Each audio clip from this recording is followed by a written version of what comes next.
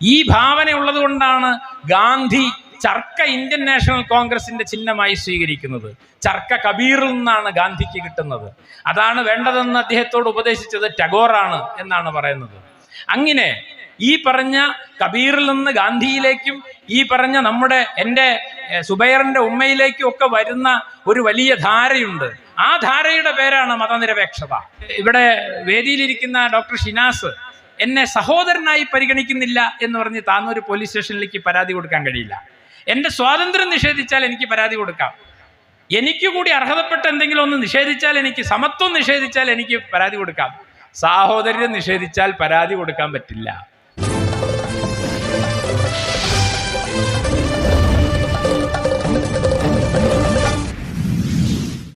ഉദ്ഘാടനം ചെയ്തുകൊണ്ട് ശ്രീ പി ജയരാജൻ സൂചിപ്പിച്ച ഒരു കാര്യം ഈ വിഷയത്തിൻ്റെ പ്രസക്തിയാണ്. തീർച്ചയായും ഈ വിഷയം കമ്മ്യൂണിസ്റ്റ് പാർട്ടിയുടെയോ അതല്ലെങ്കിൽ ഏതെങ്കിലും ഒരു രാഷ്ട്രീയ പ്രസ്ഥാനത്തിൻ്റെയോ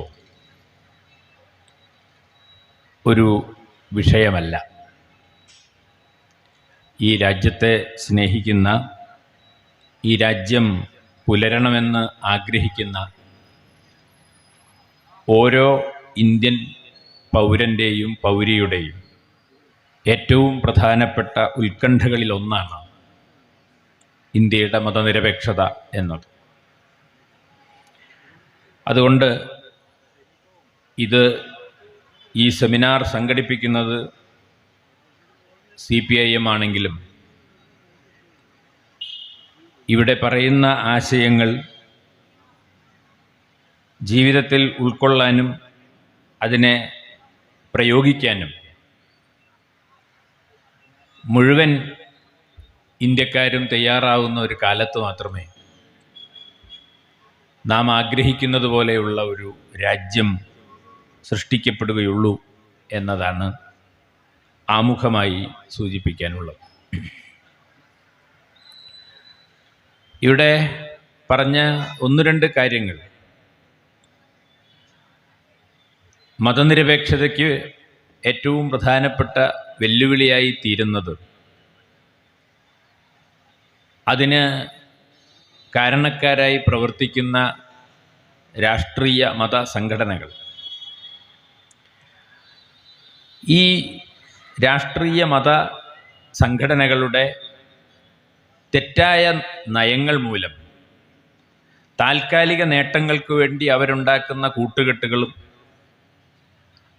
അവർ സ്വീകരിക്കുന്ന നിലപാടുകളും ഒരു രാജ്യത്തിൻ്റെ ദീർഘകാലമായ അതിജീവനത്തെ തന്നെ ദോഷകരമായി ബാധിക്കുന്നു എന്ന കാര്യമാണ് ഉദ്ഘാടന പ്രസംഗത്തിൽ സഖാവ് സൂചിപ്പിച്ചത്. യഥാർത്ഥത്തിൽ നാം ഇവിടെ ചർച്ച ചെയ്യുന്ന മതനിരപേക്ഷത എന്നത് ഒരു തെരഞ്ഞെടുപ്പ് രാഷ്ട്രീയ വിഷയമല്ല. തെരഞ്ഞെടുപ്പ് തീർച്ചയായും അതിലൊരു പ്രധാനപ്പെട്ട പങ്ക് വഹിക്കുന്നുണ്ടെങ്കിലും മതനിരപേക്ഷത എന്നത് നമ്മുടെ ദൈനംദിനത്തിൽ, നമ്മുടെ നിത്യജീവിതത്തിൽ ഇന്ത്യക്കാരായ മുഴുവൻ മനുഷ്യരും ഉയർത്തിപ്പിടിക്കേണ്ട ഒരു മൂല്യമാണ് എന്നതാണ് ഏറ്റവും പ്രധാനപ്പെട്ട കാര്യം. ഇതാണ് എനിക്ക് സംസാരിക്കാനുള്ളത്. അതിൻ്റെ രാഷ്ട്രീയ പശ്ചാത്തലത്തെക്കുറിച്ചാണ് ഉദ്ഘാടന പ്രഭാഷണത്തിൽ സൂചിപ്പിച്ചതെങ്കിൽ അതെങ്ങനെയാണ് നമ്മുടെ നിത്യജീവിതത്തിൽ പ്രധാനമായി വരുന്നത് എന്നതാണ് എൻ്റെ വിഷയം. അതായത് രാഷ്ട്രീയ സമൂഹത്തെക്കുറിച്ചാണ് ഉദ്ഘാടന പ്രഭാഷണത്തിൽ പറഞ്ഞതെങ്കിൽ പൗരസമൂഹത്തെ പറ്റിയാണ് ഞാൻ ചില കാര്യങ്ങൾ സൂചിപ്പിക്കാൻ ആഗ്രഹിക്കുന്നത് എന്നർത്ഥം. പൗരസമൂഹം എന്ന് പറഞ്ഞാൽ ഈ പറഞ്ഞ രാഷ്ട്രീയ പ്രക്രിയയിൽ ഉൾപ്പെട്ട ഭരണകൂടവുമായി ബന്ധപ്പെട്ട സമൂഹത്തെ അല്ല പൗരസമൂഹം എന്ന് പറയുന്നത്. പൗരസമൂഹം എന്ന് പറഞ്ഞാൽ ഈ ഭരണകൂടത്തിനും അതുപോലെ കമ്പോളത്തിനും ഒക്കെ പുറത്ത് നമ്മളെപ്പോലുള്ള സാധാരണ മനുഷ്യന്മാർ ജീവിക്കുന്ന ഇടങ്ങളിൽ നാം സംഘടിക്കുകയും പലതരം പ്രവർത്തനങ്ങൾ നടത്തുകയും ചെയ്യുന്നുണ്ട്. ഉദാഹരണത്തിന് നമുക്കറിയാം, താനൂര് കടപ്പുറത്തുള്ള തൊഴിലാളികളെ ഒരിക്കൽ നമ്മൾ വിളിച്ചത് കേരളത്തിൻ്റെ സൈന്യം എന്നാണ്. അങ്ങനെ വിളിക്കാൻ ഇടയായത് എന്തുകൊണ്ടാണ്? പ്രളയം എന്ന് പറയുന്ന ഒരുപക്ഷെ മലയാളി കഴിഞ്ഞൊരു 100 വർഷത്തിനകം അനുഭവിക്കാത്ത ഒരു വലിയ ദുരന്തം വന്നപ്പോൾ മനുഷ്യരെ രക്ഷിക്കുന്നതിന് വേണ്ടി ആരുടെയും നിർദ്ദേശമില്ലാതെ സ്വയം സന്നദ്ധരായ തൊഴിലാളികൾ, ഈ പറഞ്ഞ ജാതിയോ മതമോ മറ്റ് വിഭജനങ്ങളോ ഒന്നും പരിഗണിക്കാതെ മനുഷ്യന് മനുഷ്യൻ തുണ എന്ന വലിയൊരാശയത്തെ മുൻനിർത്തിക്കൊണ്ട് അവർ നടത്തിയ സാഹസികമായ ശ്രമം ലോകത്തിൻ്റെ തന്നെ ശ്രദ്ധ പിടിച്ചു പറ്റി എന്ന് നമുക്കറിയാം. ഇത് ഒരു രാഷ്ട്രീയ പ്രവർത്തനമല്ല, എന്നാൽ ഇതൊരു പൗരസമൂഹത്തിൽ നടത്തുന്ന ഒരു സന്നദ്ധ പ്രവർത്തനമാണ്. കൊറോണ വൈറസ് വലിയ ഭീതി പരത്തിക്കൊണ്ട് മഹാമാരിയായി നമ്മുടെ ഇടയിൽ നിന്നപ്പോഴും നമ്മുടെ സമൂഹത്തിലെ സാധാരണക്കാരായ മനുഷ്യർ പരസ്പരം താങ്ങും തണലുമായി നിന്നു. അങ്ങനെ നിൽക്കാൻ നമ്മളെ പ്രേരിപ്പിക്കുന്ന ഏതെങ്കിലും രാഷ്ട്രീയ പാർട്ടി നമ്മളോട് പറഞ്ഞിട്ടല്ല. ചൂരൽമലയിൽ വലിയ പ്രകൃതി ദുരന്തം ഉണ്ടായപ്പോൾ മനുഷ്യർ തോളോട് തോൾ ചേർന്ന് നിന്ന് ഒറ്റക്കെട്ടായി പ്രവർത്തിച്ചു. അതിന് നമ്മളെ പ്രേരിപ്പിക്കുന്നത് എന്താണ്? നമ്മുടെ ചുറ്റും ജീവിക്കുന്ന വീടില്ലാത്ത മനുഷ്യർക്ക് നമ്മൾ വീടുണ്ടാക്കി കൊടുക്കുന്നു. അശരണരായ മനുഷ്യർക്ക് നമ്മൾ തുണയാകുന്നു. ഇതൊക്കെ നാം സന്നദ്ധമായി ചെയ്യുന്ന പ്രവൃത്തികളാണ്. ഈ സന്നദ്ധമായി ചെയ്യുന്ന പ്രവൃത്തികളിലേക്ക് നമ്മളെ നയിക്കുന്നത് നാം മതങ്ങളിലൂടെയും രാഷ്ട്രീയത്തിലൂടെയും വിദ്യാഭ്യാസത്തിലൂടെയും മറ്റ് പല വഴികളിലൂടെയും സ്വാംശീകരിച്ച മനുഷ്യത്വം എന്ന മൂല്യം ആണ്. ഈ മനുഷ്യത്വം എന്ന മൂല്യമാണ് പൗരസമൂഹത്തിലെ മനുഷ്യരെ നിരന്തരം മതനിരപേക്ഷത എന്ന് പറയുന്ന ഒരു ആശയത്തിനു വേണ്ടി നിലയുറപ്പിക്കാൻ സഹായിക്കുന്നത്. ഇപ്പൊ നേരത്തെ ഇവിടെ പറഞ്ഞു, എത്രയോ കാലം 92 ഡിസംബർ 6 തുടങ്ങി ഏതാണ്ട് 2 വർഷം മുമ്പ് വരെ നിരന്തരം ഇന്ത്യയുടെ മതനിരപേക്ഷ പാരമ്പര്യത്തിന് മുറിവേൽപ്പിച്ച അയോധ്യയിലെ ബാബറി പള്ളിയുമായി ബന്ധപ്പെട്ട വിഷയം. അവിടെ പള്ളി പൊളിച്ച് പകരം അമ്പലം നിർമ്മിച്ചു. പക്ഷേ ആ നിയോജക മണ്ഡലത്തിൽ BJP പരാജയപ്പെട്ടു. എന്തിനു വേണ്ടിയാണോ അവരിതെല്ലാം ചെയ്തത്, ആ ചെയ്ത സ്ഥലത്ത് പോലും അവർക്ക് ജനങ്ങളുടെ പിന്തുണ ലഭിച്ചില്ല.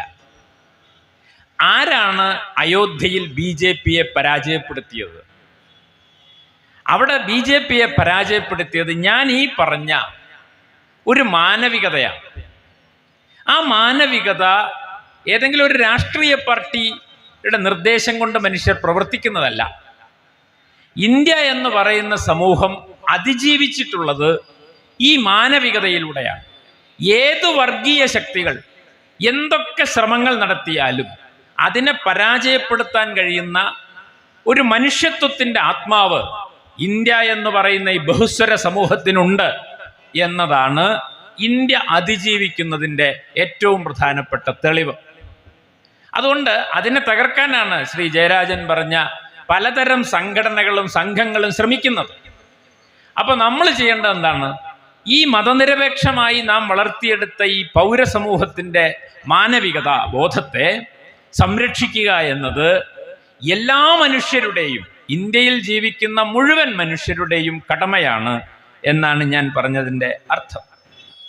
അങ്ങനെ വരുമ്പോൾ സ്വാഭാവികമായും എങ്ങനെയാണ് ഈ മനുഷ്യത്വത്തിലേക്ക് നമ്മൾ നടന്നെത്തിയത് എന്നത് വളരെ പ്രധാനപ്പെട്ട ഒരു ചോദ്യമാണ്. നമുക്കറിയാം, 1921 ഞാനും നിങ്ങളൊക്കെ ജീവിക്കുന്ന ഈ പ്രദേശത്ത് നടന്ന ഐതിഹാസികമായ കർഷക സമരം, സാമ്രാജ്യത്വ വിരുദ്ധ സമരം, ജന്മിത്വ വിരുദ്ധ സമരം, ആ സമരം ഒരു ഘട്ടത്തിൽ എങ്ങനെയൊക്കെയാണ് കേരളത്തിലെ പ്രത്യേകിച്ചും തെക്കേ മലബാറിലുള്ള ഗ്രാമങ്ങളിൽ മനുഷ്യ സമൂഹത്തിൽ ഭിന്നിപ്പിൻ്റെയും വെറുപ്പിൻ്റെയും വിത്തുകൾ വിതച്ചത് എന്ന് നമുക്കറിയാം. അതിൻ്റെ വിശദാംശങ്ങളിലേക്ക് ഞാനിപ്പോൾ പോകുന്നില്ല. അത് സഖാവ് EMS പോലുള്ള ആളുകൾ അത് വളരെ വിശദമായി എഴുതിയതാണ്. സാമ്രാജ്യത്വ വിരുദ്ധ ജന്മിത്വ വിരുദ്ധ സമരം അതിൻ്റെ അവസാന ഘട്ടത്തിൽ എങ്ങനെയാണ് ഈ പറഞ്ഞ പോലെ പരസ്പര വിദ്വേഷത്തിൻ്റെയും വൈരാഗ്യത്തിൻ്റെയും തലത്തിലേക്ക് പോയത് എന്ന് ചോദിച്ചാൽ, ആ സമരത്തിന് രാഷ്ട്രീയമായ നേതൃത്വം നൽകേണ്ടിയിരുന്ന ഇന്ത്യൻ നാഷണൽ കോൺഗ്രസ് ആ സമരത്തിൻ്റെ മൂർധന്യഘട്ടത്തിൽ ആ സമരത്തിൽ നിന്ന് പിൻവാങ്ങുകയും അത് ശിഥിലമായി തീരുകയും പ്രാദേശിക നേതാക്കന്മാരുടെയും മറ്റും കൈകളിൽ അവർക്കൊരു രാഷ്ട്രീയ സമരം നയിച്ചിട്ടുള്ള പരിചയമില്ല.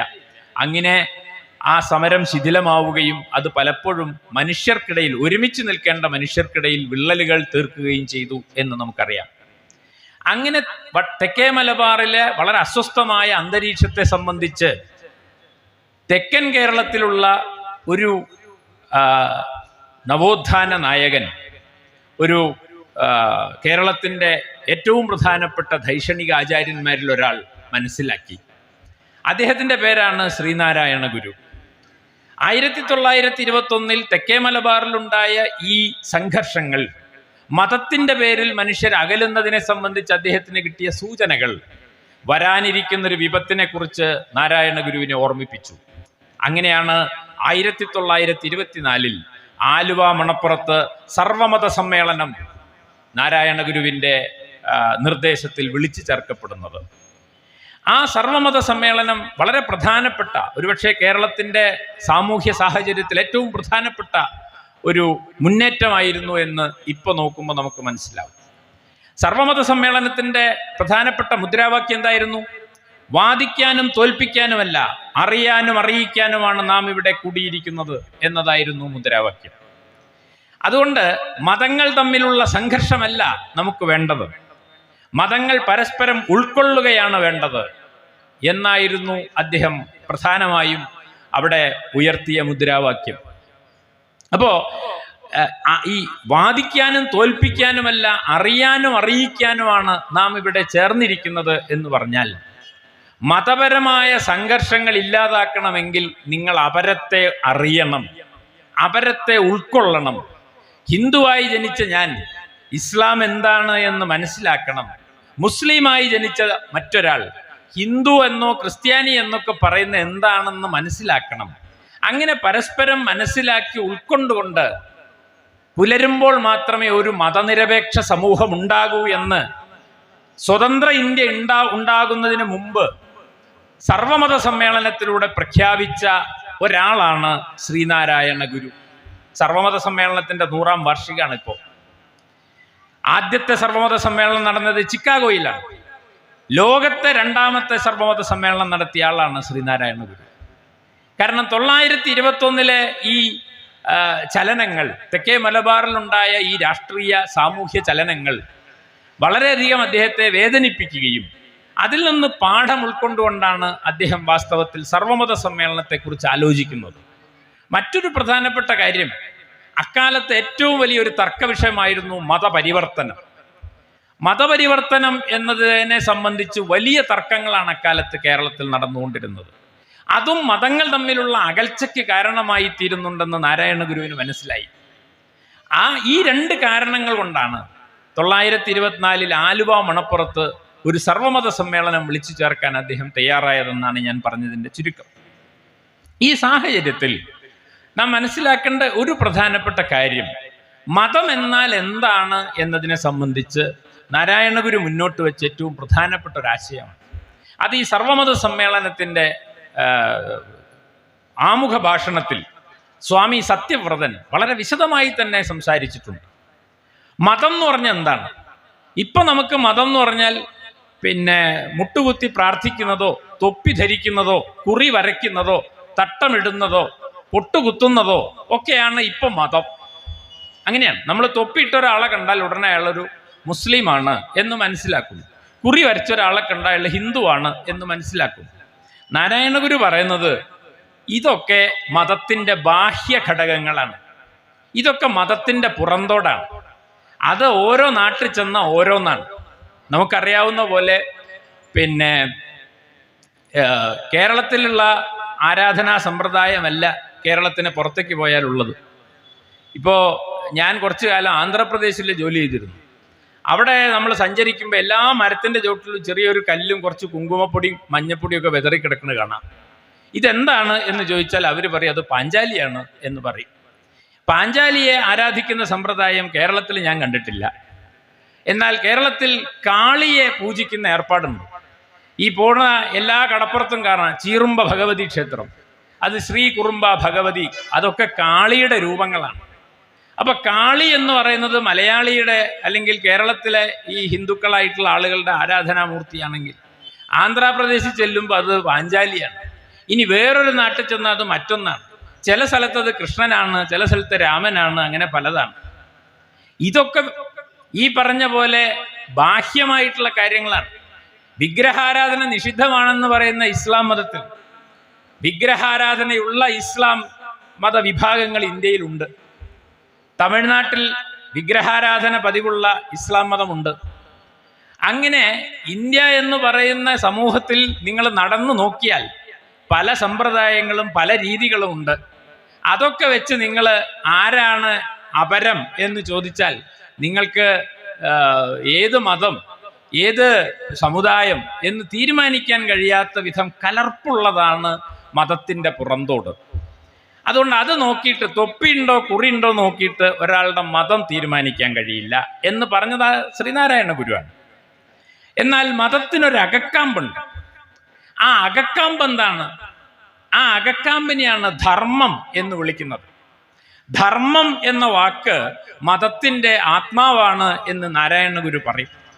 ധർമ്മം എന്ന വാക്ക് ഉണ്ടാവുന്നത് ധൃ എന്ന് പറയുന്ന ഒരു സംസ്കൃത ധാതുവിൽ നിന്നാണ്.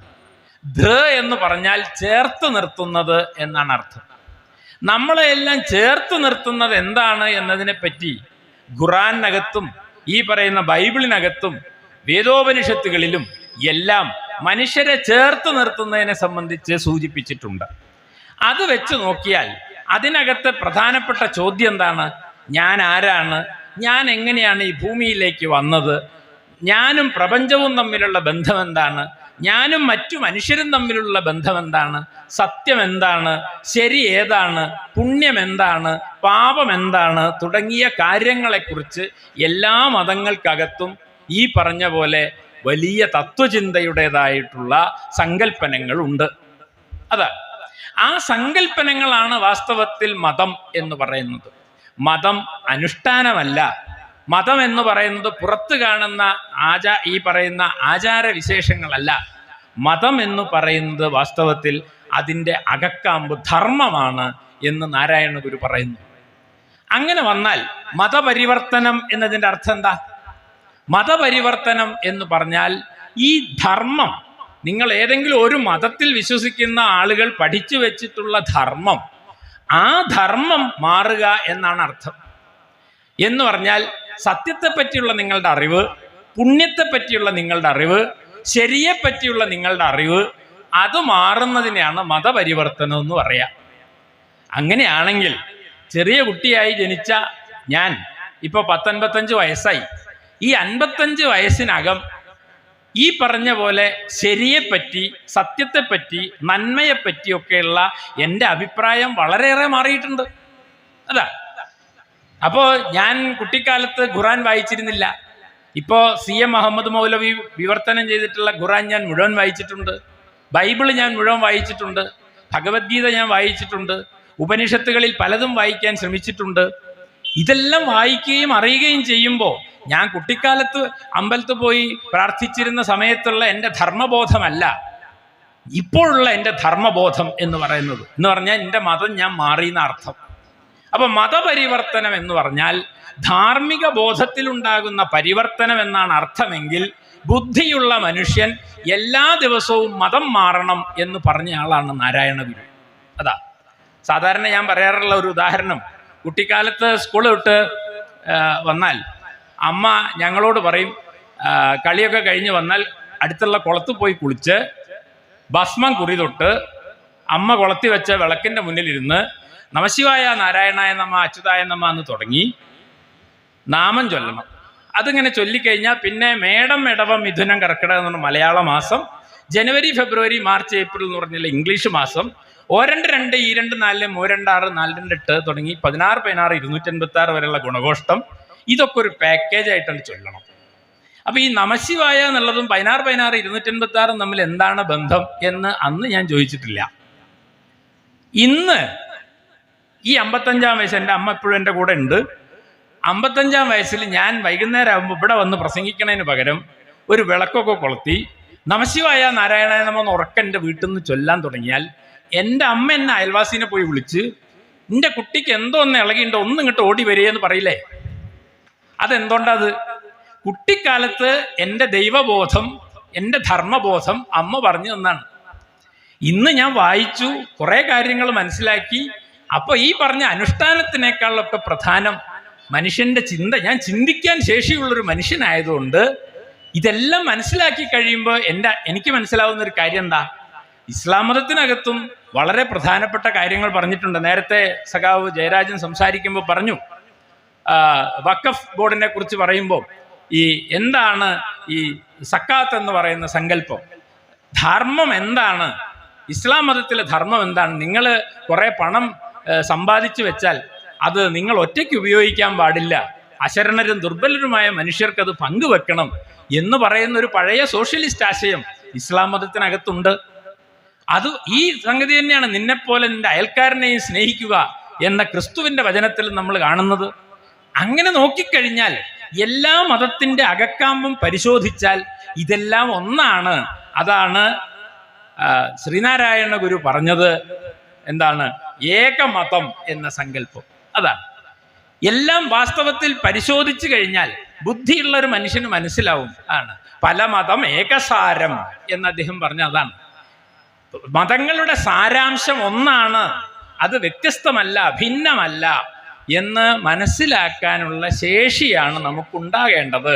അതിനാണ് 924 ആലുവ മണപ്പുറത്ത് സർവമത സമ്മേളനം വിളിച്ചു ചേർത്ത് അദ്ദേഹം പറഞ്ഞത്, വാദിക്കാനും തോൽപ്പിക്കാനുമല്ല, അറിയാനും അറിയിക്കാനുമാണ് നാം ഇവിടെ കൂടിയിരിക്കുന്നത് എന്ന് പറഞ്ഞാൽ ഇസ്ലാം മതത്തിനകത്തുള്ള എല്ലാവർക്കും സ്വീകരിക്കാവുന്ന കാര്യങ്ങളാണെന്ന് ഇസ്ലാം മത പണ്ഡിതന്മാരും ഈ ഹിന്ദുമത സന്യാസിമാര് എല്ലാ മനുഷ്യർക്കും സ്വീകരിക്കാവുന്ന കാര്യങ്ങൾ വേദോപനിഷത്തുകളിൽ നിന്നൊക്കെ പറയുന്നത് അങ്ങോട്ടും ഇങ്ങോട്ടൊക്കെ എല്ലാവരും കേട്ട് സത്യത്തിൽ നോക്കിയാൽ അതൊക്കെ ഒന്ന് തന്നെയാണെന്ന് മനസ്സിലാക്കി പിരിഞ്ഞു പോകുന്ന ഒരു സമൂഹത്തിൽ മാത്രമേ മതനിരപേക്ഷത ഉണ്ടാകൂ എന്ന് മനസ്സിലാക്കിയ ഒരു സന്യാസി ശ്രേഷ്ഠനായിരുന്നു ശ്രീനാരായണ ഗുരു എന്നാണ് ഞാൻ പറഞ്ഞതിൻ്റെ അർത്ഥം.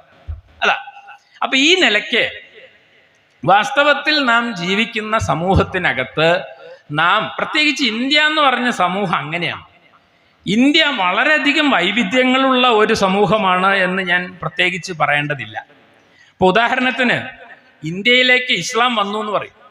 ഇസ്ലാം മതത്തെ പറ്റി ഇവിടുത്തെ ഹിന്ദുത്വവാദികൾ പ്രചരിപ്പിക്കുന്ന ഒരു കാര്യം എന്താ, ഇന്ത്യൻ സമൂഹത്തെ, അല്ലെങ്കിൽ അവർ പറയുന്ന എന്താണ്, ഈ അഖണ്ഡ ഭാരതത്തിന്റെ സംസ്കാരത്തെ തകർത്തെറിഞ്ഞത് മുസ്ലിങ്ങളാണെന്നാണ് അവർ പ്രചരിപ്പിച്ചു കൊണ്ടിരിക്കുന്നത്.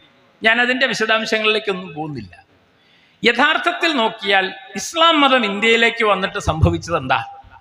അത് ഇന്ത്യയുടെ സംസ്കാരത്തെ തകർക്കുകയാണോ ഇന്ത്യയുടെ സംസ്കാരത്തെ പുഷ്ടിപ്പെടുത്തുകയാണോ ചെയ്തത് എന്ന് ചരിത്രം പഠിക്കുന്ന ആളുകൾക്ക് മനസ്സിലാവും. എനിക്ക് ശേഷം സംസാരിക്കാനുള്ള ഡോക്ടർ ഷിനാസ്, അദ്ദേഹം ഒരു ചരിത്രാധ്യാപകനാണ്, എഴുത്തുകാരനാണ്. അദ്ദേഹത്തിന് അത്തരം കാര്യങ്ങൾ കൂടുതൽ അറിയാം.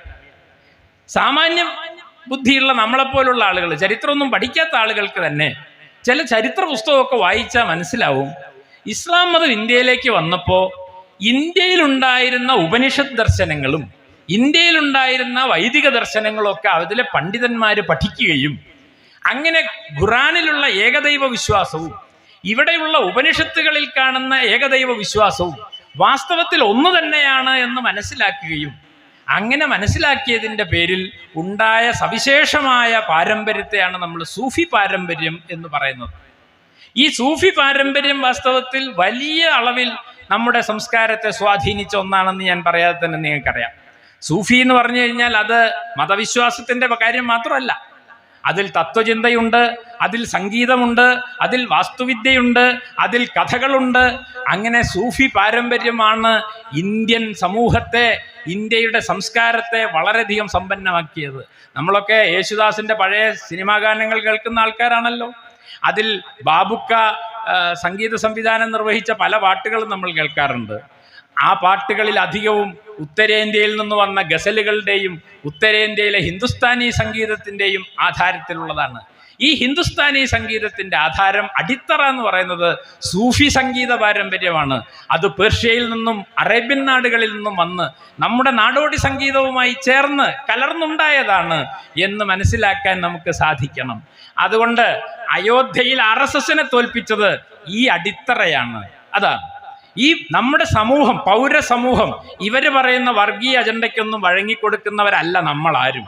അത് ജമാഅത്ത് ഇസ്ലാമി വന്ന് പറഞ്ഞാലും SDPI വന്ന് പറഞ്ഞാലും RSSകാരൻ പറഞ്ഞാലും പെട്ടെന്നൊന്നും പൊട്ടിപ്പോകുന്ന ഇഴയടുപ്പമല്ല ഇന്ത്യയിലെ പൗരസമൂഹത്തിനകത്ത് നിലനിൽക്കുന്നത്. അതുകൊണ്ട് അവർ പഠിച്ച പണി 18 നോക്കിയിട്ടും 947 മുതൽ ഇതുവരെയുള്ള വർഷങ്ങളിൽ ഇന്ത്യയെ തോൽപ്പിക്കാൻ അവർക്ക് കഴിഞ്ഞിട്ടില്ല. ഞങ്ങൾ 300 സീറ്റിലേറെ നേടിക്കൊണ്ട് അധികാരത്തിൽ വരുമെന്ന് വീമ്പ് പറഞ്ഞ ഇന്ത്യൻ പ്രധാനമന്ത്രിയെ തോൽപ്പിച്ചത് വാസ്തവത്തിൽ ഇന്ത്യയുടെ ഈ മനസ്സാക്ഷിയാണ്. മതനിരപേക്ഷമായ ഈ പൗരസമൂഹത്തിന്റെ മനസ്സാക്ഷിയാണ് നരേന്ദ്രമോദിയുടെ വാഗ്ദാനത്തെ പരാജയപ്പെടുത്തിയത്. അത് നാം പാരമ്പര്യം കൊണ്ട് നേടിയെടുത്തതാണ്. അത് 1-2 വർഷങ്ങൾ കൊണ്ടുണ്ടായതല്ല. ഈ മതനിരപേക്ഷത നമ്മുടെ സമൂഹത്തിൽ നിലനിൽക്കുന്നുണ്ട് എന്നത് പ്രധാനപ്പെട്ട ഒരു കാര്യമാണ്. ഇത് ഇതൊക്കെ പറയുമ്പോൾ ഇതൊന്നും വലിയ ചരിത്രബോധത്തോടു കൂടി പറയേണ്ട കാര്യമൊന്നുമില്ല. എങ്കിലും നമുക്കറിയാം, ഇപ്പോ ഇന്ത്യയിലെ ഉപനിഷത്തുകളെ ഇവിടെ വന്നിട്ട് ഇവിടുത്തെ ഉപനിഷത്തുകളെയും വേദങ്ങളെയൊക്കെ ചുട്ടുകരിക്കുകയോ തകർത്ത് കളയുകയല്ല ഇസ്ലാം മതം ചെയ്തത് എന്ന് നിങ്ങൾക്ക് പരിശോധിച്ചാൽ മനസ്സിലാവും. ധാരാഷുക്കോ എന്ന് പറയുന്ന ഒരു മുസ്ലിം പണ്ഡിതനെ നിങ്ങൾ കേട്ടിട്ടുണ്ടോ എന്ന് എനിക്ക് അറിഞ്ഞുകൂടാ. എന്നാൽ അദ്ദേഹം ഷാജഹാന്റെ പുത്രനാണെന്ന് പറഞ്ഞാൽ ഒരുപക്ഷെ നമുക്കറിയാം. ഷാജഹാൻ നമ്മൾ കേട്ടിട്ടുണ്ട്, താജ്മഹൽ ഉണ്ടാക്കിയ ആളാണല്ലോ. മുഗൾ രാജകുമാരനാണ്, ഇന്ത്യ ഭരിച്ച ഒരു രാജകുമാരനാണ്, രാജാവിൻ്റെ മകനാണ് വാസ്തവത്തിൽ ധാരാഷുക്കോ. 15 വർഷം വാരാണസിയിൽ പോയി താമസിക്കുകയും സംസ്കൃതം പഠിക്കുകയും ചെയ്തു. ഈ സംസ്കൃതം പഠിച്ച് അദ്ദേഹം ആദ്യം വായിക്കുകയും പേർഷ്യൻ ഭാഷയിലേക്ക് വിവർത്തനം ചെയ്യുകയും ചെയ്ത കൃതി ഉപനിഷത്തുകളാണ്.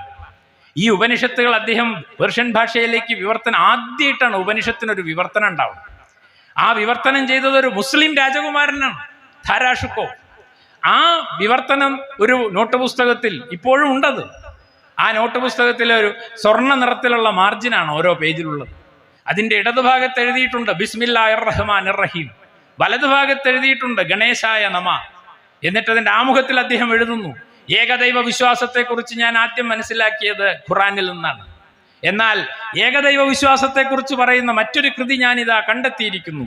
അതിൻ്റെ പേരാണ് ഉപനിഷത്തുകൾ. ഏകദൈവ വിശ്വാസത്തെക്കുറിച്ചുള്ള ഈ 2 സങ്കല്പങ്ങൾ ഒന്നായി നിൽക്കുന്നതിൻ്റെ അത്ഭുതത്തിന് മുന്നിലാണ് ഞാൻ എന്ന് ധാരാഷുക്കോ ആ ആമുഖത്തിൽ എഴുതുന്നുണ്ട്. അങ്ങനെ ഉണ്ടാക്കിയെടുത്തതാണ് ഇന്ത്യയുടെ മതനിരപേക്ഷ പാരമ്പര്യം. ഇവിടേക്ക് കടന്നു വന്ന ഒരു മതങ്ങളും ഇവിടുത്തെ സംസ്കാരത്തെ തകർത്തിട്ടില്ല. ഈ സംസ്കാരവുമായി ഇണങ്ങിച്ചേർന്നുകൊണ്ടും ഇതിനെ വികസിപ്പിച്ചുകൊണ്ടും ഇതിൻ്റെ പെരുമ ലോകം മുഴുവൻ പ്രചരിപ്പിച്ചുകൊണ്ടുമാണ് വാസ്തവത്തിൽ ഇന്ത്യ എന്ന് പറയുന്ന ഒരു സമൂഹം ഇതുവരെയും അതിജീവിച്ചത്. അതിനെ തകർക്കാൻ നമ്മൾ അനുവദിക്കില്ല എന്ന് തീരുമാനിക്കേണ്ടത് CPIM മാത്രമല്ല, അതിനെ തകർക്കാൻ ഞങ്ങൾ അനുവദിക്കില്ലെന്ന് തീരുമാനിക്കേണ്ടത് ഇന്ത്യൻ നാഷണൽ കോൺഗ്രസും മുസ്ലിം ലീഗും മാത്രമല്ല, അതിനെ തകർക്കാൻ ഞങ്ങൾ അനുവദിക്കില്ലെന്ന് തീരുമാനിക്കേണ്ടത് ഇന്ത്യയിലെ മുഴുവൻ മനുഷ്യരുമാണ്. അങ്ങനെ മാത്രമേ ഇന്ത്യക്ക് മുന്നേറാൻ കഴിയൂ. അതിനുവേണ്ടി നിലകൊള്ളുകയും ജീവൻ ത്യജിക്കുകയും രക്തസാക്ഷിയായി തീരുകയും ചെയ്ത ഒരാളെയാണ് നമ്മൾ രാഷ്ട്രപിതാവായി അംഗീകരിച്ചിട്ടുള്ളത്. അദ്ദേഹമാണ് മോഹൻദാസ് കരംചന്ദ് ഗാന്ധി. അങ്ങനെ മതനിരപേക്ഷതയാണ് ഇന്ത്യയുടെ ആധാരമെന്ന് മനസ്സിലാക്കിയ ഒരു മനുഷ്യനെയാണ് നമ്മൾ രാഷ്ട്രപിതാവായി അംഗീകരിച്ചിട്ടുള്ളത്. അതുകൊണ്ട് ഇന്ത്യയുടെ ചരിത്രം, ഇന്ത്യയുടെ രാഷ്ട്രീയ ചരിത്രം എന്നത് മതനിരപേക്ഷതയും വർഗീയതയും തമ്മിലുള്ള സംഘർഷങ്ങളുടെ ചരിത്രമാണ്. അതുകൊണ്ട് അതിൽ മതനിരപേക്ഷതയുടെ ചരിത്രത്തെ പുലർത്തുക എന്നത് വളരെ പ്രധാനപ്പെട്ട ഒരു കാര്യമാണ്. പ്രത്യേകിച്ചും കഴിഞ്ഞ കുറച്ചു കാലമായി ഇന്ത്യ ഈ ഹിന്ദുത്വവാദികൾ ഭരിക്കാൻ ആരംഭിച്ചതോടുകൂടി നമ്മുടെ ദൈനംദിന ജീവിതം എല്ലാ ദിവസവും വിഷലിപ്തമായിക്കൊണ്ടിരിക്കുകയാണ്. അതിൻ്റെ വിശദാംശങ്ങൾ പലതും ശ്രീ ജയരാജൻ പറഞ്ഞതുകൊണ്ട് ഞാൻ അതിലേക്ക് കടക്കുന്നില്ല. അദ്ദേഹം കഴിഞ്ഞ ദിവസം നടന്ന ക്രിസ്മസ് കരോള്, ഒരു സ്കൂളിലെ കുട്ടികൾ എല്ലാവരും കൂടി ചേർന്ന് ക്രിസ്തുമസ് ആഘോഷിക്കുക. അപ്പൊ ആ ക്രിസ്തുമസ് ആഘോഷിക്കുമ്പോൾ അത് അതിൽ ക്രിസ്ത്യാനികളാണോ മറ്റേതെങ്കിലും മതക്കാരാണോ എന്ന് നമ്മൾ ഇതുവരെ അന്വേഷിച്ചിട്ടില്ല. ഇപ്പം എൻ്റെ വീട്ടിൽ എത്രയോ കാലമായിട്ട് ഈ സമയമായാൽ കുറേ കുട്ടികൾ തൊപ്പിയൊക്കെ ഇട്ട് അപ്പൂപ്പനൊക്കെ ആയിട്ട് എന്നോടൊരിക്കൽ ചോദിച്ചിട്ടുണ്ട്, നിങ്ങൾക്ക് ക്രിസ്മസ് അപ്പൂപ്പനാവാൻ പറ്റുമോ എന്ന് എന്നോട് ചോദിച്ചിട്ടുണ്ട്. ഞാനാണെങ്കിൽ പിന്നെ അധികം വേഷം കെട്ടേണ്ടി വരില്ല, കണ്ടാൽ തന്നെ ഒരു അപ്പൂപ്പനായതുകൊണ്ടായിരിക്കും. ചില കുട്ടികൾ വന്നിട്ട് ചോദിക്കലുണ്ട്, നിങ്ങൾക്ക് ക്രിസ്മസ് അപ്പൂപ്പനാവാൻ പറ്റുമോ. അപ്പോൾ ഇങ്ങനെ അത് കുട്ടികളെ സംബന്ധിച്ചിടത്തോളം അവർക്ക് പിന്നെ മിഠായി വാങ്ങാനൊക്കെ കുറച്ച് കാശ് കിട്ടും, കരോളൊക്കെ ആയിട്ട് നടക്കുക, ഈ പറഞ്ഞ പോലെ തന്നെ ചില മിഠായി ഒക്കെ കൊടുത്താൽ അതൊരു സന്തോഷമാണ്. അതാ ഇതിനെക്കുറിച്ച് നാരായണഗുരു പറഞ്ഞിട്ടുണ്ട്. മതം എന്ന് പറയുന്നത് അനുഷ്ഠാനവും ധർമ്മവും മാത്രമല്ല, അത് സംസ്കാരവും കൂടിയാണ്. അതാ സംസ്കാരം എന്ന് പറഞ്ഞാൽ അതൊരു മതത്തിൽ മാത്രമായിട്ട് നിൽക്കില്ല. അതുകൊണ്ട് പെരുന്നാൾ എന്ന് പറഞ്ഞാൽ തീർച്ചയായും അതിൽ പള്ളിയിൽ പോകുന്നതും പ്രാർത്ഥിക്കുന്നതും മുസ്ലിങ്ങളുടെ കാര്യമാണെങ്കിലും പെരുന്നാൾ ആഘോഷം എന്ന് പറഞ്ഞാൽ പുതിയ കുപ്പായ എടുക്കുക, സിനിമയ്ക്ക് പോവുക, നല്ല ഭക്ഷണം കഴിക്കുക, അയൽവീടുകൾ സന്ദർശിക്കുക എന്ന് പറഞ്ഞാൽ അത് എല്ലാവരുടേതുമാണ്. അതുകൊണ്ട് എൻ്റെ അയൽവാസിയായിട്ടുള്ള മുസ്ലിം കുടുംബം അവരുടെ പെരുന്നാൾ ആഘോഷിക്കുമ്പോൾ അവരുടെ വിഭവങ്ങൾ നമുക്ക് തരിക, അത് നമ്മൾ കഴിക്കുക എന്ന് പറയുന്നത്, അതുപോലെ തന്നെ അവരുടെ വീട്ടിൽ പോയി പങ്കെടുക്കുക എന്ന് പറയുന്നത് അത് ആഘോഷമാണ്, അത് സംസ്കാരത്തിൻ്റെ ഭാഗമാണ്. സംസ്കാരം എന്നത് ഒരിക്കലും മതത്തിനകത്ത് മാത്രം നിൽക്കുന്നതല്ല. സംസ്കാരം എന്നത് കൊണ്ടും കൊടുത്തും സൃഷ്ടിക്കപ്പെടുന്ന ഒന്നാണ് കൾച്ചർ എന്ന് പറയുന്നത്. അത് നമ്മൾ വളർത്തിയെടുക്കുന്നതാണ്. അത് നിങ്ങൾ ഏത് നാട്ടിൽ പോയാലും ആ നാട്ടിലെത്തിയാൽ അവിടെയുള്ള സമൂഹവുമായിട്ട് നിങ്ങൾ ചേർന്ന് ജീവിക്കുകയും അങ്ങനെ ചേർന്ന് ജീവിക്കുമ്പോൾ നിങ്ങളിലുള്ള പലതും അവർ സ്വീകരിക്കുകയും അവരുടേത് പലതും നിങ്ങൾ സ്വീകരിക്കുകയും ചെയ്തുകൊണ്ടാണ് സംസ്കാരം രൂപപ്പെടുന്നത്. അപ്പോൾ ആ സംസ്കാരത്തിൻ്റെ ഭാഗമാണ് ക്രിസ്തുമസ്, ആ സംസ്കാരത്തിൻ്റെ ഭാഗമാണ് ഓണം, ആ സംസ്കാരത്തിൻ്റെ ഭാഗമാണ് ഈ പറഞ്ഞ പെരുന്നാളാഘോഷം തുടങ്ങിയതൊക്കെ. ഇതൊക്കെ നമ്മുടെ നാട്ടിലുള്ള സാധാരണക്കാർ എത്രയോ കാലമായി ചെയ്തുകൊണ്ടിരിക്കുന്ന കാര്യം, ഇതൊന്നും ഒരു പുതിയ കാര്യമല്ല. അപ്പം ഞാൻ നേരത്തെ പറഞ്ഞ പോലെ ഞാൻ ജനിച്ചത് ഒരു മുസ്ലിം ആയിട്ടല്ല, ഇസ്ലാം മതമായിട്ട് വാസ്തവത്തിൽ എനിക്ക് ജനിച്ച വീട്ടിൽ നിന്ന് ഒരു കാര്യം മനസ്സിലാക്കാൻ കഴിഞ്ഞിട്ടില്ല. പക്ഷേ 8ാം ക്ലാസ് മുതൽ ഈ നിമിഷം വരെ എൻ്റെ ജീവിതത്തിൽ എൻ്റെ ഏറ്റവും അടുത്ത സുഹൃത്തെന്ന് പറയുന്നത് സുബൈറാണ്. സുബൈർ ഇപ്പോൾ മലയാള മനോരമയുടെ പ്രധാനപ്പെട്ട ഒരു പത്രാധിപരാണ്. ഞങ്ങൾ ഒരുമിച്ച് സ്കൂൾ പഠിച്ചതാണ്. ഞാൻ 8ാം ക്ലാസ് പഠിക്കുമ്പോൾ സുബൈർ 9ാം ക്ലാസ്സിലാണ്. ഞങ്ങൾ സ്കൂളിൽ വെച്ച് പരിചയപ്പെട്ടതിന് ശേഷം പിന്നെ തുടർന്നുള്ള ഞങ്ങളുടെ വിദ്യാഭ്യാസം മുഴുവൻ പരീക്ഷക്കാലമായാൽ ഒന്നുകിൽ അവൻ എൻ്റെ വീട്ടിൽ വന്ന് താമസിക്കും, അല്ലെങ്കിൽ ഞാൻ അവൻ്റെ വീട്ടിൽ പോയി താമസിക്കും. വീടുകൾ കുറച്ച് ദൂരെയാണ്. അപ്പോൾ അവൻ്റെ വീട്ടിൽ പോയി താമസിക്കുന്നത് പല സന്ദർഭങ്ങളിലും ഈ നോമ്പ് കാലത്താവും. നോമ്പ് കാലത്ത് അവൻ്റെ വീട്ടിൽ എല്ലാവരും നോമ്പെടുക്കുന്ന ആൾക്കാരാണ്. പക്ഷെ അവൻ്റെ ഉമ്മ 9ാം ക്ലാസ് പഠിക്കുന്ന ഞാൻ അവിടെ പരീക്ഷയ്ക്ക് പഠിക്കാൻ വേണ്ടി ഇവൻ്റെ കൂടെ പോയി താമസിച്ച് പഠിക്കുമ്പോൾ എനിക്ക് വേണ്ടി മാത്രം ആ ഉമ്മ ഭക്ഷണം ഉണ്ടാക്കുമായിരുന്നു. അവർ പലതരം വിഭവങ്ങൾ ഉണ്ടാക്കി എന്നോട് പറയും, എൻ്റെ കുട്ടിയെ എങ്ങനെയാ അതൊക്കെ തിന്നണത്, അണക്കിതൊക്കെ തിന്നാൻ പറ്റുമോ, ഈ ഞങ്ങളെ ചോറൊക്കെ അണക്ക് പറ്റുമോ, ഞങ്ങളെ ഭക്ഷണമൊക്കെ അണക്ക് പറ്റുമോ എന്ന് ചോദിച്ച് എന്നെ നിർബന്ധിച്ച് പല വിഭവങ്ങളും തന്ന് എന്നെ ഊട്ടിയ ഒരു ഉമ്മയിൽ നിന്നാണ് ഞാൻ ഇസ്ലാം മതം എന്താണെന്ന് പഠിച്ചത്. ആ സഹജീവനമാണ് വാസ്തവത്തിൽ എന്നെ ഇന്ത്യക്കാരനാക്കുന്നത്. അതുകൊണ്ട് എന്നെ ഇന്ത്യക്കാരനാക്കിയത് ഞാൻ പുസ്തകം വായിച്ചിട്ടും ചരിത്രം പഠിച്ചിട്ടും അല്ല. എന്നെ സംബന്ധിച്ചിടത്തോളം സുബൈറിൻ്റെ ഉമ്മയിൽ നിന്നാണ് ഞാൻ നേരത്തെ പറഞ്ഞ മറ്റൊരു മനുഷ്യനെ, കാരുണ്യം എന്ന് പറയുന്ന ഒന്ന്. പട്ടിണി കിടക്കുന്ന ഒരാളാണ്, മറ്റേ അനുഷ്ഠാനത്തിൻ്റെ ഭാഗമായിട്ട് ഇത് ചെയ്യുന്നതും, എന്നാൽ ആ അനുഷ്ഠാനത്തിൻ്റെ ഭാഗമല്ലാതിരിക്കുന്ന ഒരാൾ പട്ടിണി കിടക്കുന്ന കാണുമ്പോൾ ആ ഉമ്മയ്ക്ക് തോന്നുകയാണ് എൻ്റെ പാവം കുട്ടിയാണ്, ഓൻ എന്തെങ്കിലും തിന്നോട്ടെ. ഇങ്ങനെ നമ്മളെ സംബന്ധിച്ചിടത്തോളം മറ്റു മനുഷ്യരെയും കൂടി പരിഗണിക്കുക, അവരുടെ വിശ്വാസങ്ങളെയും കൂടി പരിഗണിക്കുക. ഇപ്പോൾ നേരത്തെ നമ്മൾ സംസാരിച്ചുകൊണ്ടിരിക്കുമ്പോൾ ബാങ്ക് വിളിച്ചു. അപ്പോൾ ഒരു 2 മിനിറ്റ് 3 മിനിറ്റ് നമ്മൾ പ്രസംഗം നിർത്തി. അതെന്തിനാ? ഈ പ്രസംഗിക്കുന്ന ആള് ഈ മതവിശ്വാസി ആയതുകൊണ്ടാണോ? അല്ല, അതാണ് നമ്മുടെ പരസ്പരം ചേർന്ന് നിൽക്കൽ എന്ന് പറയുന്നത്. അതിനെ നമ്മൾ ബഹുമാനിക്കുന്നു. അങ്ങനെയാണ്. അതുപോലെ ഒരു ആരാധനാലയത്തിൻ്റെ മുന്നിൽ കൂടി ബഹളം കൊച്ചുകൊണ്ട് ആരും ചെണ്ടയോ അല്ലെങ്കിൽ എന്തെങ്കിലും മുട്ടിക്കൊണ്ട് കടന്നു പോവില്ല. അവിടെ എത്തുമ്പോൾ നമ്മളൊന്ന് സൈലൻ്റ് ആവും.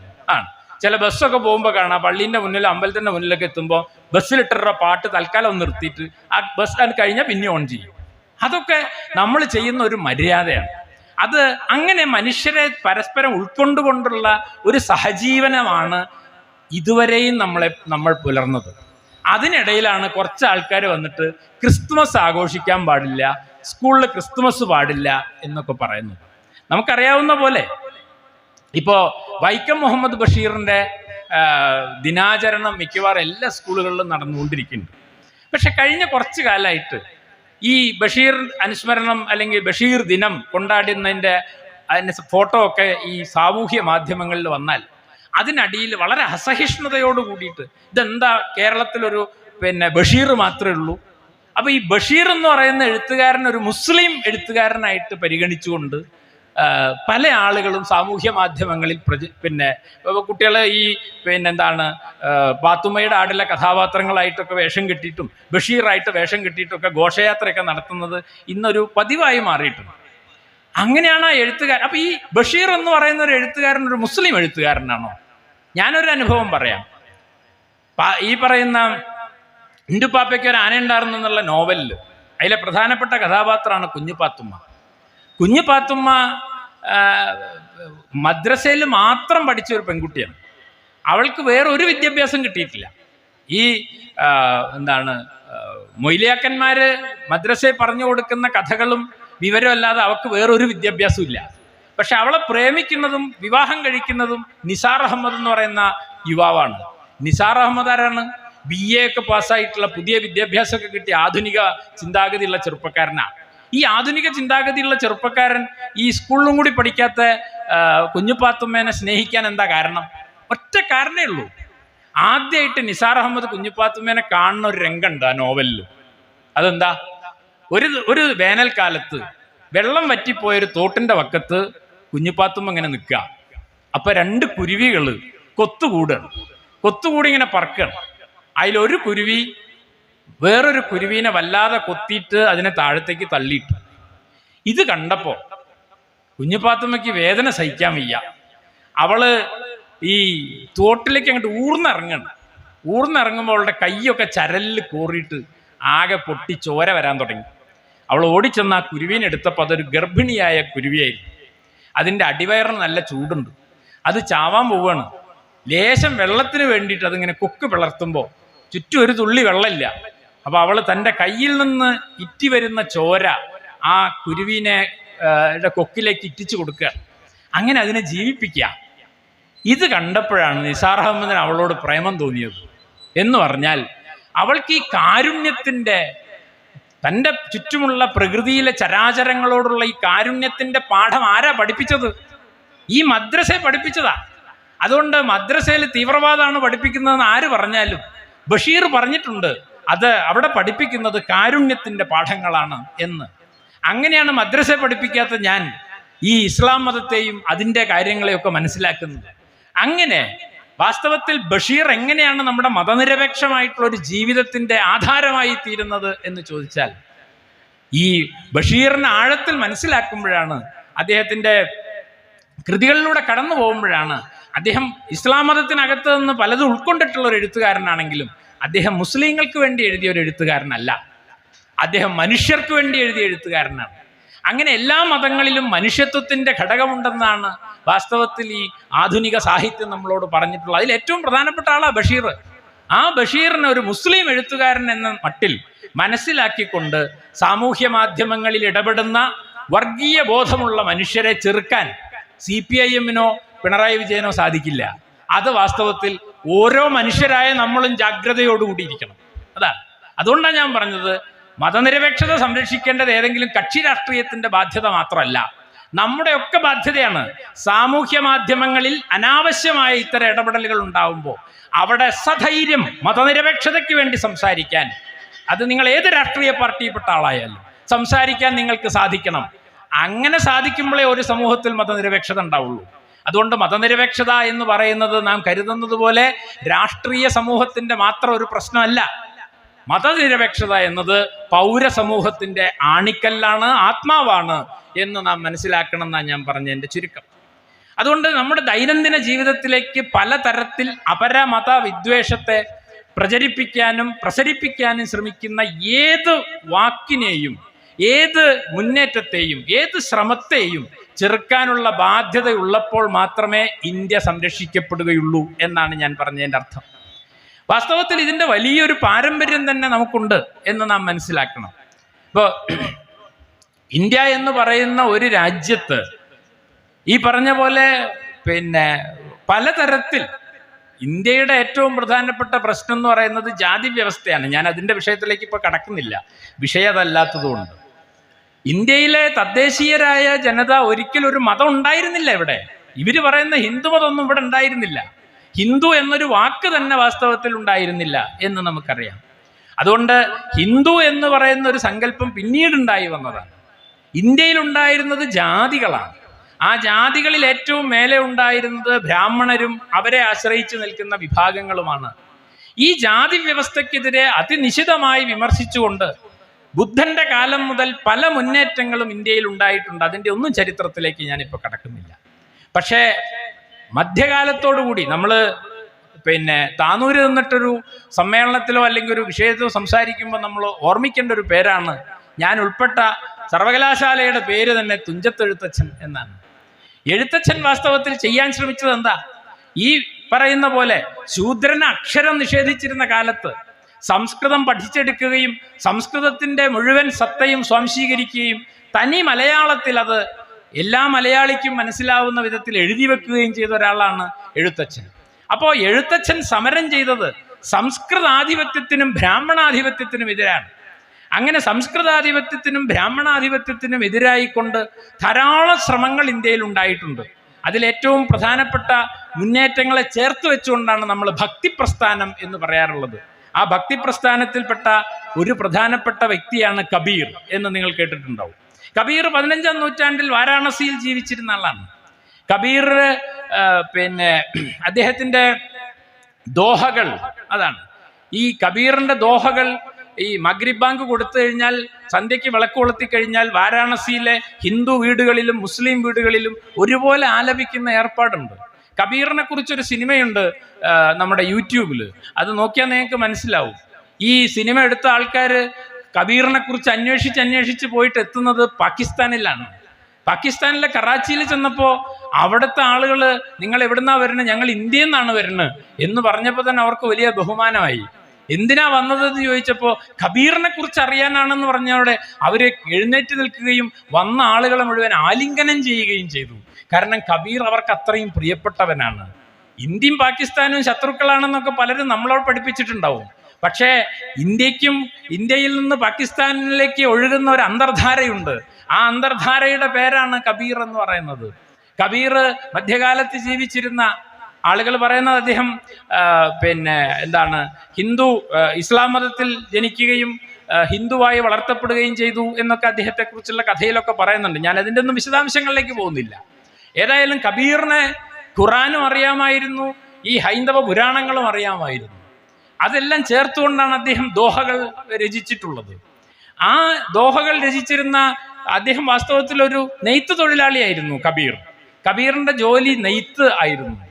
അതുകൊണ്ട് അദ്ദേഹത്തിൻ്റെ പിന്നിൽ മുസ്ലിങ്ങളും ഹിന്ദുക്കളുമായ വിവിധ ജാതി മതത്തിൽപ്പെട്ട ആളുകൾ ഒന്നിച്ച് അണിനിരക്കുകയും ഒരു വലിയ സാമൂഹ്യ പ്രസ്ഥാനമായിട്ട് കബീർ മാറുകയും ചെയ്തു. അങ്ങനെ കബീർ അന്നത്തെ ജന്മിമാർക്കെതിരെ വലിയ സമരങ്ങൾ നയിച്ചിട്ടുണ്ടെന്നാണ് പറയുന്നത്. 27 തവണ കബീറിനെ കൊല്ലാൻ ശ്രമിച്ചു എന്നാണ് പറയുന്നത് അവിടുത്തെ ജന്മിമാരുടെ ഗുണ്ടകൾ. അവസാനം കബീർ മരിച്ചു കഴിഞ്ഞപ്പോൾ അദ്ദേഹത്തിൻ്റെ ഭൗതിക ശരീരം എങ്ങനെ മറവ് ചെയ്യും? കാരണം ഇദ്ദേഹം മുസ്ലിമാണോ ഹിന്ദുവാണോ എന്നുള്ള കാര്യത്തിൽ തർക്കം വന്നു. അവസാനം ചിലർ പറഞ്ഞു അദ്ദേഹത്തിൻ്റെ ഭൗതിക ശരീരം ഇസ്ലാം മത ആചാരപ്രകാരമാണ് മറവ് ചെയ്യേണ്ടതെന്ന് പറഞ്ഞു. ഹിന്ദുക്കളായിട്ടുള്ള അനുചരന്മാർ പറഞ്ഞു അദ്ദേഹത്തിനെ ഹൈന്ദവ ആചാരപ്രകാരമാണ് ദഹിപ്പിക്കേണ്ടതെന്ന് പറഞ്ഞു. തർക്കം മൂത്തു. അപ്പോൾ അദ്ദേഹത്തിൻ്റെ ഭൗതിക ശരീരം വെച്ച് പെട്ടി തുറന്നു നോക്കിയപ്പോൾ പെട്ടിയിൽ പൂക്കൾ മാത്രമേ ഉണ്ടായിരുന്നുള്ളൂ എന്നും ആ പൂക്കളിൽ പാതി ഹിന്ദുക്കളും പാതി മുസ്ലിങ്ങളും കൊണ്ടുപോയി എന്നുമാണ് കബീറിനെ കുറിച്ചുള്ള നാടോടി കഥയിൽ പറയുന്നത്. അങ്ങനെയാണ് വാസ്തവത്തിൽ ഇന്ത്യ എന്ന് പറയുന്ന ഒരു ഭാവന ഉണ്ടാവുന്നത്. ഈ ഭാവന ഉള്ളത് കൊണ്ടാണ് ഗാന്ധി ചർക്ക ഇന്ത്യൻ നാഷണൽ കോൺഗ്രസിന്റെ ചിഹ്നമായി സ്വീകരിക്കുന്നത്. ചർക്ക കബീറിൽ നിന്നാണ് ഗാന്ധിക്ക് കിട്ടുന്നത്. അതാണ് വേണ്ടതെന്ന് അദ്ദേഹത്തോട് ഉപദേശിച്ചത് ടാഗോറാണ് എന്നാണ് പറയുന്നത്.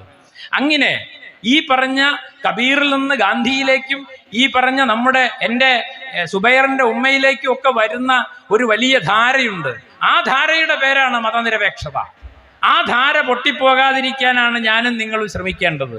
ഈ പറഞ്ഞ കാര്യം എൻ്റെ മാത്രം അനുഭവമല്ല. ഇവിടെ ഇരിക്കുന്ന ഓരോരുത്തരോട് ഈ വേദിയിൽ വന്ന് പറഞ്ഞാൽ നമ്മൾ ഒരുമിച്ച് ജീവിച്ചതിൻ്റെ, സ്നേഹിച്ചതിൻ്റെ, ഒരുമിച്ച് പുലർന്നതിൻ്റെ എത്രയോ എത്രയോ ദൃഷ്ടാന്തങ്ങൾ പറയാൻ സാധിക്കും. വള്ളിക്കാട് വാസുവിനെ കുറിച്ച് ഒരുപക്ഷെ നിങ്ങൾ കേട്ടിട്ടുണ്ടാവും. വള്ളിക്കാട് വാസു കമ്മ്യൂണിസ്റ്റുകാരനും കർഷക സംഘത്തിന്റെ നേതാവുമായിരുന്നു. ഈ കുടികടപ്പ് സമരം നടക്കുന്ന കാലത്ത് വടകര ഭാഗത്താണ് ഈ വള്ളിക്കാട് എന്ന് പറഞ്ഞ സ്ഥലം.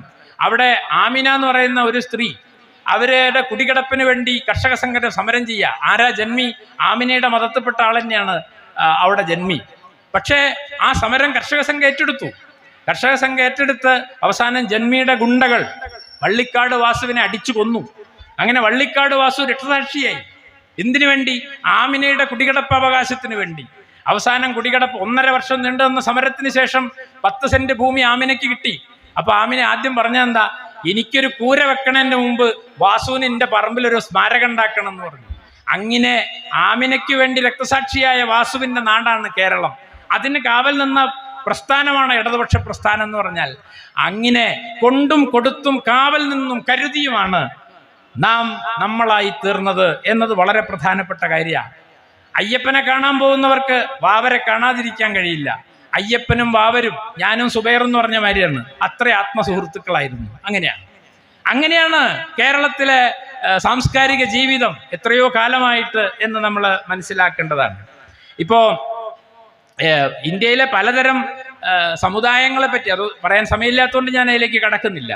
ഇപ്പോൾ ഡൽഹിയിലെ വാൽമീകി സമൂഹം, അവർ ഹിന്ദുക്കളാണോ മുസൽമാന്മാരാണോ എന്ന് ചോദിച്ചാൽ നിങ്ങൾക്ക് പറയാൻ കഴിയില്ല അവരുടെ ആചാരം നോക്കിയാൽ. അതുപോലെ ഹിമാചൽ പ്രദേശിലെ ബഞ്ചാറാസ്, അതാണ് അവർക്ക് ഹിന്ദു മതത്തിൻ്റെയും ഇസ്ലാം മതത്തിൻ്റെയും ഒക്കെ ആചാരങ്ങൾ അവരുടെ ജീവിതത്തിൽ നിങ്ങൾക്ക് കാണാൻ കഴിയും. അതുപോലെ ഹരിയാനയിലെ ജൂല വംശജർ, ആ ജൂല എന്ന് പറഞ്ഞ വംശജരുടെ ഇടയിൽ ഹിന്ദുക്കളുടെയും മുസൽമാന്മാരുടെയും ഒക്കെ പലതരം ആചാരങ്ങളും വിശ്വാസങ്ങളും കലർന്നിട്ടുണ്ട്. അതുപോലെ ഹൊസൈനി ബ്രാഹ്മണർ എന്ന് പറയുന്ന വിഭാഗക്കാര്, അവര് ഈ ഖ്വാജ മൊയ്നുദ്ദീൻ ചിസ്തിയുടെ ആരാധകരാണ് ഈ പറയുന്ന ഹൊസൈനി ബ്രാഹ്മണര്. അവർ ഒരേ സമയം ഈദും ശിവരാത്രിയും ഒരുപോലെ ആഘോഷിക്കുന്ന ആൾക്കാരാ. എവിടെ വെച്ചിട്ടാണ് ഇന്ത്യയിലെ മതനിരപേക്ഷതനെ ജമാഅത്ത് ഇസ്ലാമിക്കാരനും RSSകാരനും ഈ ഹൊസൈനി ബ്രാഹ്മണന്റെ അടുത്ത് പോയാൽ എന്ത് പറയും? അയാൾ ഈദും ആഘോഷിക്കും, ശിവരാത്രി ആഘോഷിക്കും, കുറിയും തൊടും തൊപ്പിയിടും. അങ്ങനെയുള്ള ആൾക്കാരുണ്ട് ഇന്ത്യയിൽ. അങ്ങനെയാണ് ഇന്ത്യ ബഹുസ്വരതയുടെ നാടാണ്. നിങ്ങൾ വിചാരിക്കുന്ന പോലെ ഒരു ഏക ഹിന്ദുവോ ഏക ഇസ്ലാമോ ഈ രാജ്യത്തില്ല. ബഹുസംസ്കാരങ്ങളുടെ, ബഹുമതങ്ങളുടെ, ബഹുവിശ്വാസങ്ങളുടെ ലോകമാണ് ഇന്ത്യ എന്ന് പറയുന്നത്. അതിനെ തകർത്ത് മുന്നേറാനാണ് വാസ്തവത്തിൽ വർഗീയവാദികൾ ശ്രമിക്കുന്നത്. അതിനെ സകല കരുത്തും ഉപയോഗിച്ച് പ്രതിരോധിക്കുക എന്നത് ഏതെങ്കിലും രാഷ്ട്രീയ പാർട്ടിയുടെ അജണ്ട മാത്രമല്ല. വാസ്തവത്തിൽ അത് നമ്മുടെ മുഴുവൻ സമൂഹത്തിൻ്റെയും കടമയാണെന്നാണ് ഞാൻ പറഞ്ഞതിൻ്റെ അർത്ഥം. അതിനേറ്റവും പ്രധാനം നമ്മുടെ ഭരണഘടനയുടെ മൂല്യങ്ങൾ സംരക്ഷിക്കുക എന്ന് തന്നെയാണ്. ആ ഭരണഘടനാ മൂല്യങ്ങളിൽ ഏറ്റവും പ്രധാനം വാസ്തവത്തിൽ ഈ പറഞ്ഞ അതിൻ്റെ ആമുഖത്തിൽ തന്നെ എഴുതിയ സ്വാതന്ത്ര്യം, സമത്വം, സാഹോദര്യം എന്ന ആശയമാണ്. എന്താണ് സ്വാതന്ത്ര്യം എന്ന് പറഞ്ഞ അർത്ഥം? ഇപ്പതാ ഞാൻ എൻ്റെ ചില അഭിപ്രായങ്ങളൊക്കെ ഇങ്ങനെ വിളിച്ചു പറയാണ്. ഈ അഭിപ്രായ പ്രകടനം എനിക്ക് ഭരണഘടന നൽകുന്ന സ്വാതന്ത്ര്യമാണ്. അതാ. അതുപോലെ ഇത് ആരെങ്കിലും നിഷേധിച്ചാൽ നടക്കാനുള്ള സ്വാതന്ത്ര്യം, പറയാനുള്ള സ്വാതന്ത്ര്യം, തൊഴിലെടുക്കാനുള്ള സ്വാതന്ത്ര്യം, അന്തസ്സോടെ ജീവിക്കാനുള്ള സ്വാതന്ത്ര്യം, ഇതൊക്കെ ആരെങ്കിലും നിഷേധിച്ചാൽ സ്വാഭാവികമായും എനിക്ക് നിയമത്തിൻ്റെ വഴി തേടാം. മറ്റൊന്ന് സമത്വമാണ്. മറ്റൊരാൾക്ക് കിട്ടാനുള്ള, എനിക്ക് കൂടി അർഹതപ്പെട്ടതാണ് മറ്റൊരാൾക്ക് കിട്ടാനുള്ളത് എങ്കിൽ അതിൽ എന്നെ അവഗണിക്കുകയാണെങ്കിൽ തീർച്ചയായും എനിക്ക് നിയമത്തിൻ്റെ വഴി തേടാം. അങ്ങനെ സമത്വം എന്നതും സ്വാതന്ത്ര്യം എന്നതും നിയമത്തിൻ്റെ വഴിയിൽ പരിരക്ഷിക്കാൻ കഴിയുന്നതാണ്. പക്ഷെ അങ്ങനെ പരിരക്ഷിക്കാൻ കഴിയാത്ത ഒരു കാര്യമാണ് സാഹോദര്യം. അതാ സാഹോദര്യം. ഇപ്പോൾ ഇവിടെ വേദിയിലിരിക്കുന്ന ഡോക്ടർ ഷിനാസ് എന്നെ സഹോദരനായി പരിഗണിക്കുന്നില്ല എന്ന് പറഞ്ഞ് താന്നൂർ പോലീസ് സ്റ്റേഷനിലേക്ക് പരാതി കൊടുക്കാൻ കഴിയില്ല. എൻ്റെ സ്വാതന്ത്ര്യം നിഷേധിച്ചാൽ എനിക്ക് പരാതി കൊടുക്കാം. എനിക്ക് കൂടി അർഹതപ്പെട്ട എന്തെങ്കിലും ഒന്ന് നിഷേധിച്ചാൽ, എനിക്ക് സമത്വം നിഷേധിച്ചാൽ എനിക്ക് പരാതി കൊടുക്കാം. സാഹോദര്യം നിഷേധിച്ചാൽ പരാതി കൊടുക്കാൻ പറ്റില്ല. സാഹോദര്യം ഒരു മനോഭാവമാണ്. എന്തിനാ സാഹോദര്യം? സ്വാതന്ത്ര്യം ഉണ്ടെന്ന് കരുതി മറ്റൊരാളുടെ സ്വാതന്ത്ര്യത്തിൽ കൈകടത്താൻ പാടില്ല. മറ്റൊരാളുടെ സ്വാതന്ത്ര്യം കൂടി അനുവദിക്കുമ്പോഴേ സമത്വം ഉണ്ടാവുള്ളൂ. എൻ്റെ സ്വാതന്ത്ര്യം പുലരുമ്പോൾ തന്നെ മറ്റൊരാളുടെ സ്വാതന്ത്ര്യത്തിന് വേണ്ടി ഞാൻ നിൽക്കുമ്പോഴാണ് സമത്വം ഉണ്ടാവുന്നത്. എന്ന് പറഞ്ഞാൽ സമത്വം സ്വാതന്ത്ര്യം തമ്മിൽ എപ്പോഴും ഒരു സംഘർഷമുണ്ട്.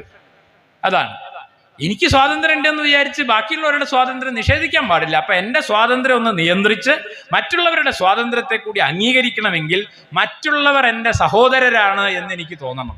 അതുകൊണ്ടാണ് കുമാരനാശാൻ പറഞ്ഞത് ജാതി ചോദിക്കുന്നില്ല ഞാൻ സോദരി എന്ന്.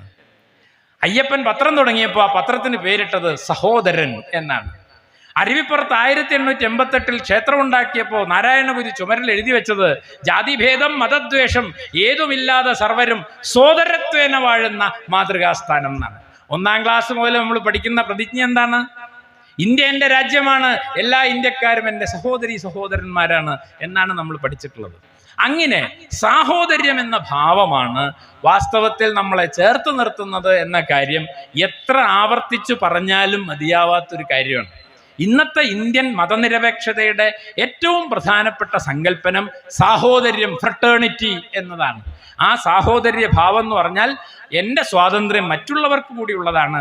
എനിക്ക് ആരാധിക്കാൻ സ്വാതന്ത്ര്യമുള്ളതുപോലെ മറ്റുള്ളവർക്കും ആരാധിക്കാൻ സ്വാതന്ത്ര്യമുണ്ട്. എനിക്ക് വഴി നടക്കാൻ സ്വാതന്ത്ര്യമുള്ളതുപോലെ മറ്റുള്ളവർക്കും വഴി നടക്കാൻ സ്വാതന്ത്ര്യമുണ്ട് എന്ന് നാം സങ്കല്പിക്കുന്നിടത്താണ് സാഹോദര്യം പ്രസക്തമാവുന്നത്. എന്നാൽ ഇന്നത്തെ ഇന്ത്യയിലെ അവസ്ഥ എന്താണ്? ക്ഷേത്രം, നേരത്തെ പറഞ്ഞ പോലെ പള്ളികൾ പൊളിച്ച് ക്ഷേത്രം ഉണ്ടാക്കുമ്പോൾ നിങ്ങൾ സാഹോദര്യത്തെയാണ് തകർക്കുന്നത്. പൗരത്വം നിഷേധിക്കുമ്പോൾ നിങ്ങൾ വാസ്തവത്തിൽ സാഹോദര്യത്തെയാണ് തകർക്കുന്നത്. അങ്ങനെ ഇന്നത്തെ ഇന്ത്യ എന്ന് പറഞ്ഞാൽ ഈ ഇന്ത്യയിലെ മുഴുവൻ മനുഷ്യരുടെയും സ്വാതന്ത്ര്യത്തെ ഇന്ത്യയിലെ പല മനുഷ്യരുടെയും സ്വാതന്ത്ര്യത്തെ നിഷേധിച്ചുകൊണ്ട് ബീഫ് കഴിക്കുക, ഭക്ഷണം കഴിക്കുക എന്നുള്ളത് ഒരാളുടെ സ്വാതന്ത്ര്യമാണ്. ഭക്ഷണം കഴിച്ചതിൻ്റെ പേരിൽ ഒരാളെ അടിച്ചു കൊല്ലുക എന്ന് പറയുന്നത് വാസ്തവത്തിൽ ഇന്ത്യയിൽ നിലനിന്ന സാഹോദര്യ ഭാവത്തെ ഇല്ലാതാക്കുകയാണ്. അതുകൊണ്ട് ഇന്നത്തെ ഇന്ത്യൻ രാഷ്ട്രീയത്തിന് ഒറ്റ വാക്ക് എന്താണെന്ന് ചോദിച്ചാൽ സാഹോദര്യത്തെ തകർക്കുന്ന ഒരു ഭരണമാണ് ഇന്ന് ഇന്ത്യയിൽ നിലനിൽക്കുന്നത്. അതുകൊണ്ട് എന്താണ് മതനിരപേക്ഷ രാഷ്ട്രീയം എന്ന് പറഞ്ഞാൽ സാഹോദര്യ ഭാവം തിരിച്ചു പിടിക്കുന്ന രാഷ്ട്രീയത്തെയാണ് മതനിരപേക്ഷ രാഷ്ട്രീയം എന്ന് പറയുന്നത്. ആ മതനിരപേക്ഷ രാഷ്ട്രീയത്തിൻ്റെ കാവലാളാവുവാൻ ഇവിടെ കൂടിയിരിക്കുന്ന നമുക്കെല്ലാം കഴിയട്ടെ എന്ന് ആശംസിച്ചുകൊണ്ട് ഇങ്ങനെ ഒരു പ്രഭാഷണത്തിന് എന്നെ വിളിച്ചതിന് നന്ദി രേഖപ്പെടുത്തി ഞാൻ അവസാനിപ്പിക്കുന്നു. നന്ദി, നമസ്കാരം.